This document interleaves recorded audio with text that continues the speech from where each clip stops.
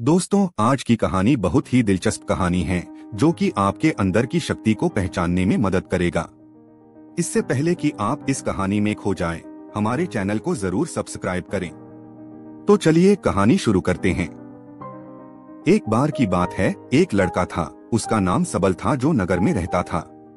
वह अपने जीवन से बहुत निराश था। उनकी निराशा का कारण यह था कि वह अब तक अपने जीवन में कुछ नहीं कर रहा था। उसके माता पिता उसे ताने मारते थे कि आपके सभी मित्र कुछ न कुछ कर रहे हैं, लेकिन आप अभी भी घर बैठे हैं।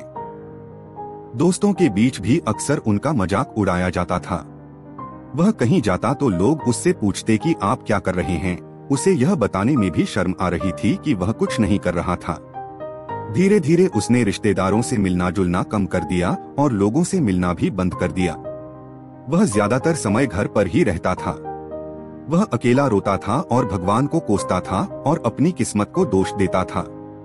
अब उसे अपना जीवन बोझ लगने लगा था। कभी कभी वह सोचता कि कब वह कुछ करने के योग्य बनेगा, और फिर वह सोचता कि जिंदा रहने से अच्छा मर जाना है। एक दिन वह अपने नगर की एक गली से गुजर रहा था।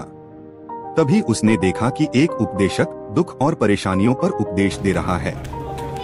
वह भी उसी भीड़ में सबसे पीछे बैठ गया और गुरु के प्रवचन सुनने लगा।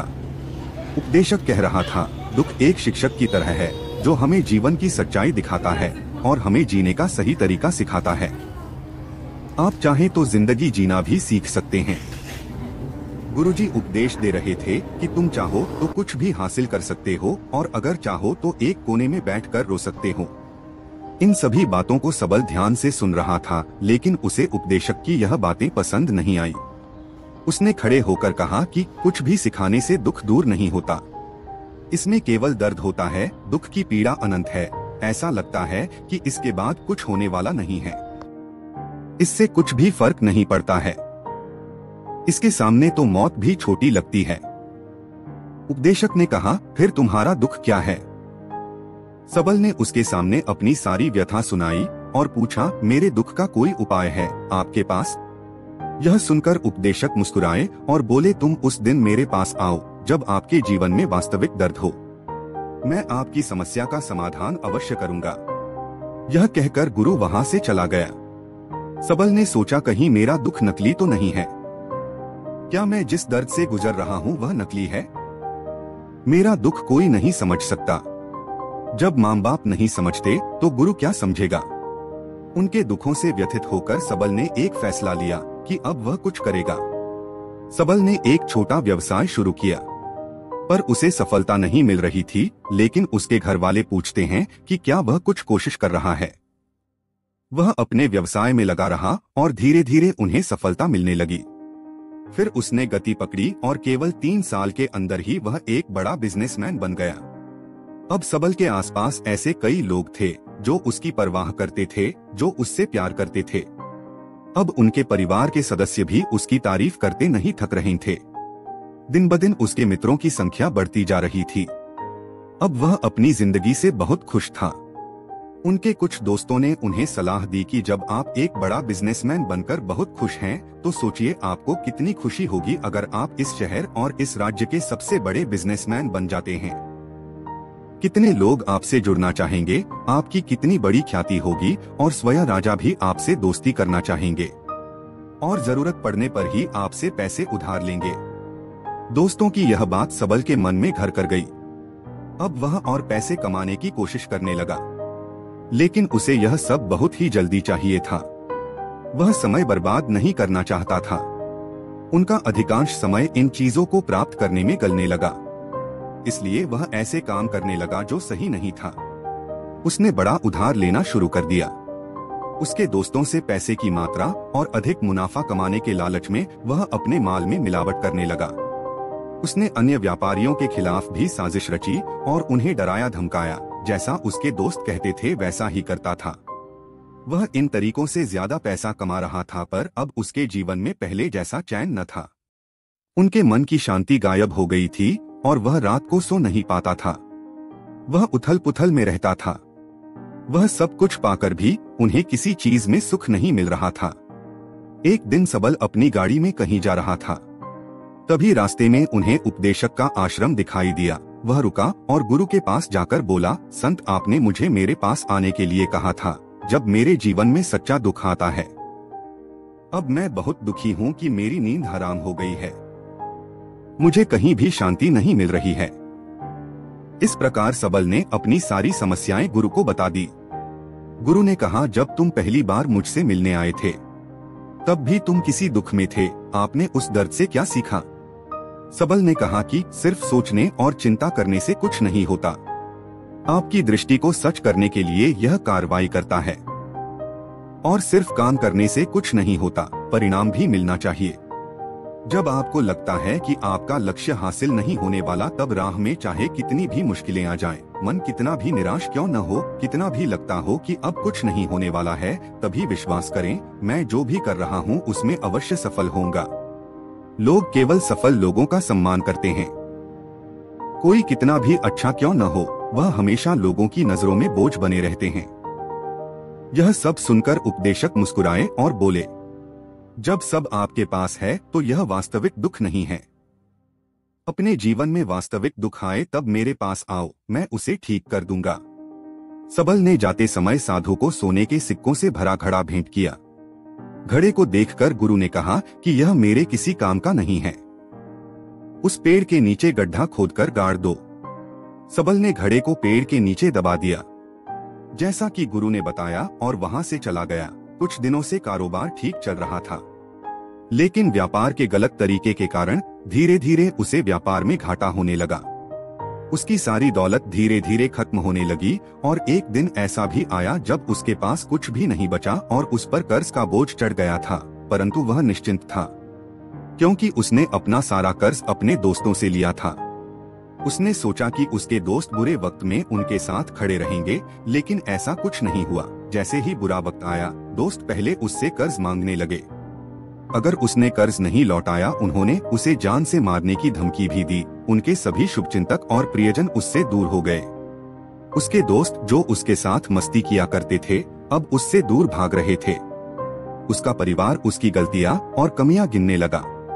उनकी सारी संपत्ति नीलाम कर दी गई और उसके पास कुछ भी न बचा। जब उसने अपने पिता से मदद मांगी, पिता ने कहा कि मेरे पास थोड़ी सी संपत्ति है, मैं तुम्हारी माँ को क्या कहूँगा अगर मैं तुम्हें दे दूं?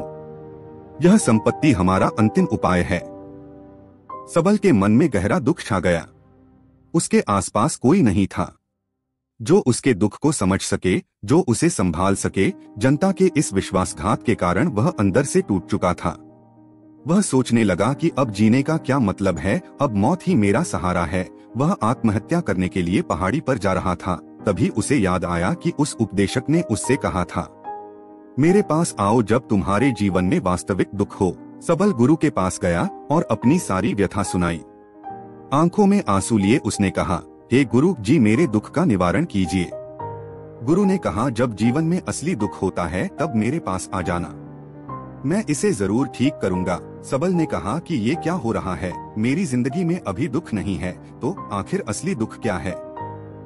गुरुजी ने सबसे कहा कि पहले आप मुझे बताओ, आपने अपने दुख से क्या सीखा? सबल ने कहा कि मैंने वह सीखा जो लोग हमारे जीवन में आते हैं, वह हमारी सफलता और प्रगति के कारण वो हमें धोखा जरूर देंगे, क्योंकि बुरे समय में वे हमारे साथ नहीं खड़े होंगे। वे अच्छे समय में ही हमारा फायदा उठाएंगे और बुरे समय में हमें छोड़ देंगे। उन लोगों पर ही भरोसा करें जो हमारे बुरे समय में हमारे साथ खड़े रहते हैं, लेकिन ऐसे लोग बहुत कम होते हैं। लेकिन जिनके पास है उन्हें उनकी सराहना करनी चाहिए, उनका अपमान नहीं करना चाहिए, कभी भी किसी के खिलाफ साजिश नहीं करना चाहिए। अपना काम ईमानदारी और धैर्य से करें और कभी लालची मत बनो। अपने सारे दुख दर्द और अनुभव बयां करने के बाद सबल गुरुजी के सामने आंखों में आंसू लिए बैठ गया। कुछ देर बाद साधु उठे और पेड़ के नीचे एक गड्ढा खोदा और घड़ा निकाल लिया जो सोने के सिक्कों से भरा हुआ था। उसने सबल को देकर कहा, मेरे पास आओ जब तुम्हारे जीवन में वास्तविक दुख हो। सबल ने अपने उपदेशक को धन्यवाद दिया और उसे प्रणाम करके चला गया। उस पैसे से उन्होंने एक छोटा सा व्यवसाय शुरू किया। अब वह छोटा व्यापारी बनकर भी खुश हैं। उन्होंने पूरी लगन और ईमानदारी से कारोबार किया। जल्द ही वह अपने शहर का एक बड़ा व्यापारी बन गया। उनका जीवन सुख सुविधाओं से भरा हुआ था। लेकिन कोई कितना भी अच्छा क्यों न हो, लेकिन जीवन में दुख आता है तो सबल के जीवन में भी दुख आते थे। अपने माता पिता की मृत्यु के रूप में वे दोनों एक ही दिन मर गए।